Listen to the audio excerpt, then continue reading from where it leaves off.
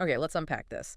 Um, have you ever felt like your financial life is just, well, drowning in noise? Oh, You definitely. know, like too many subscriptions you kind of forgot about, maybe spending that feels like it's on autopilot, Hmm.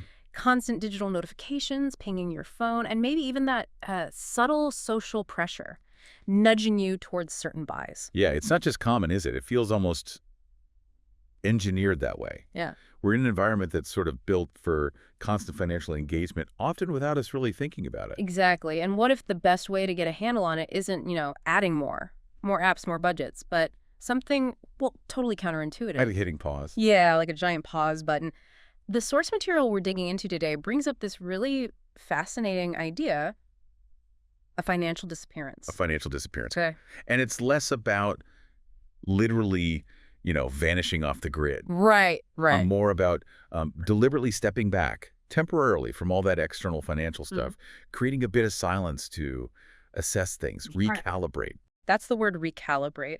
So, for this deep dive, we're going to explore what that really means, break down the sort of practical steps the material suggests you might take, Hmm. and really get into why going financially dark for a bit could actually be, well, a powerful strategy to cut through that noise and get your control back. And what's interesting is how it focuses first on those external pressures, those distractions. It suggests the first step is literally uh, silencing the noise. Silencing the noise. I like how practical the source gets there. It's not just a metaphor, is it? No, not at all. It talks about real actions, like disabling push notifications from your banking apps, credit cards, even those budgeting tools or retail apps that are always tempting you. Absolutely. And it goes further, suggesting you maybe minimize exposure to financial news or market updates if they just make you anxious. Yeah. Or even, muting group chats or social feeds where everyone's talking about spending or buying stuff or lifestyles that might trigger you to spend impulsively or feel, well, inadequate. An information detox. That Yeah, makes sense. it's an information detox, yeah. Okay, so you clear out the immediate digital clutter, the social noise. What's the next layer the source suggests peeling back? Well, it talks about going dark on expectations, which kind of moves from silencing the external inputs Right, to silencing external judgments right. or pressures. Oh, okay, that's interesting. So, like, not announcing to everyone, hey, I'm cutting back, Yeah. or explaining why you're not doing something. Exactly.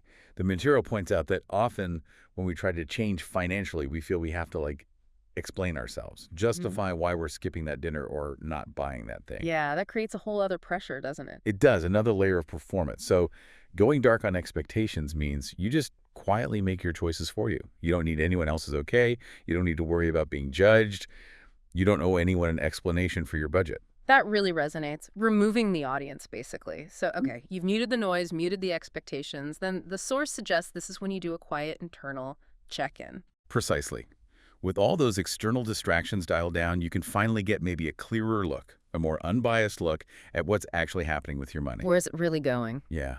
What habits are driving things? Yeah. Without the noise or feeling like you have to perform for someone, you can honestly spot those autopilot behaviors or spending triggers that maybe hide in plain sight normally. So you're creating this quiet, judgment-free space, like a lab almost, to observe yourself. Kind of, yeah. And the point isn't to stay hiding forever, is it? It's about coming back out, but with more clarity. Absolutely. The goal of this temporary disappearance isn't about escaping responsibility. It's about escaping what the source calls financial performance. Ah, financial performance, that hits home. That feeling that what you buy, your car, your holidays, even your streaming subs, somehow reflects your success, your status. Like you're always on stage. Yes, exactly that. Yeah. The source highlights how we often feel this sort of unspoken pressure, right? To project a certain lifestyle, keep up, fit in all through our spending. Mm. By temporarily stepping out of that whole arena, away from the noise and expectations, you can kind of decouple your spending from that need to perform. Because, and the source really hammers this home, you don't owe anyone a particular lifestyle. You don't have to prove anything with your money. Exactly right.